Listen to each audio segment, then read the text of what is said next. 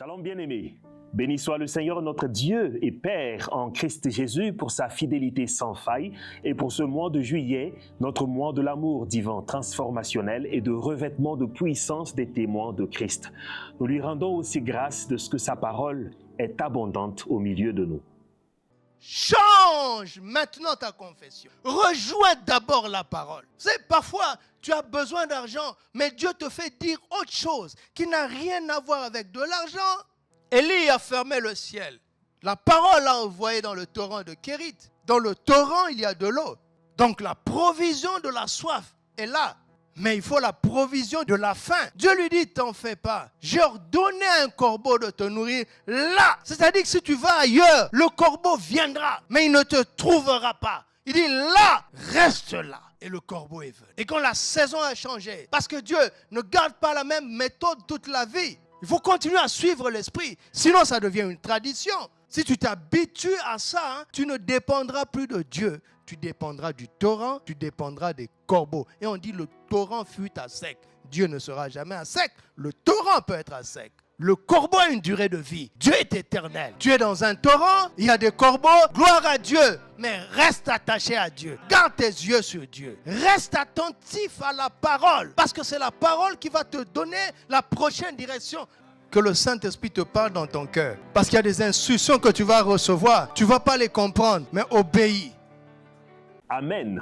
En ce qui concerne nos méditations, au deuxième jour de cette semaine, nous avons eu pour titre « Celui qui parle en langue ». Texte biblique, 1 Corinthiens 14, 2, Jude 20, Romains 12, 18 et Galates 1, 10. Nous retenons de cette méditation que le parler en langue nous donne la capacité surnaturelle d'aimer la présence de Dieu. Il augmente notre amour, notre passion de la présence de Dieu et nous pousse à lui parler constamment. Le parler en langue agit donc non seulement sur la qualité de notre foi, mais aussi sur notre caractère. Il nous guérit également de la recherche de l'approbation des hommes, du désir de plaire à tout prix ou avant tout aux hommes. Amen.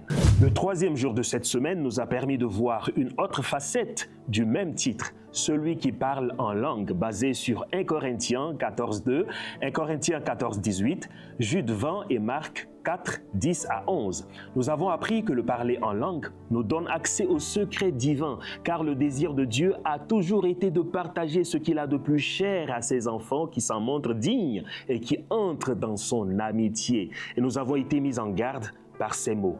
Ne cherchez pas d'autres mystères, mais cherchez à approfondir ce qui est déjà révélé dans la parole, bien sûr, jusqu'à ce que cela devienne réel dans votre vie et au travers de votre vie pour les autres. Quatrième jour de la semaine, même titre de méditation, celui qui parle en langue, mais dans une autre dimension sur la base de 1 Corinthiens 14, 4 et Jude 20 à 21. Le parler en langue permet l'accélération de l'édification de manière personnelle, car celui qui parle en langue s'édifie lui-même. Il ne dépend pas toujours des ministères de la parole ou des frères pour son édification personnelle. Celui qui parle en langue amplifie lui-même intérieurement ce que le Saint-Esprit lui donne de l'extérieur. Celui qui parle en langue sait valoriser au mieux la foi que Dieu a donnée à tous et en tirer le meilleur produit pour la gloire de Dieu le Père. Amen. Voici notre titre de méditation au 5e jour, celui qui prophétise. Texte de base, 1 Corinthiens 14, 3, Matthieu 28, 18 à 20, Marc 16, 15 à 20 et Actes des Apôtres 1, 8. Retenons que celui qui prophétise parle aux hommes, pas seulement aux croyants, mais à tous les hommes. Nous avons ainsi été exhortés à chercher à entendre la voix de Christ pour parler aux oreilles de ce monde, car la moisson est déjà prête en esprit. Amen. Ainsi, comme Ézéchiel, regardons le monde comme une vallée pleine d'ossements desséchés et prophétisons. Nous devons le savoir et être convaincus que l'esprit de chaque humain sait reconnaître la voix de Christ. Il nous suffit de faire écho de sa voix. Amen. Et voici la citation de la semaine. Dieu a prévu de nous révéler les choses qu'il a cachées afin que nous marchions dans sa volonté parfaite, que nous agissions et que nous parlions de sa part comme ses serviteurs et ses prophètes. C'est tout pour l'essentiel de cette semaine. Notre torrent de vie du mois de juillet est toujours disponible en version papier, livret et livre, et en version électronique quotidienne et électronique complète sur Plainistore. Vous pouvez donc nous contacter à l'une des adresses qui s'affichent au bas de votre écran pour l'acquérir. À Jésus seul soit toute la gloire. Shalom.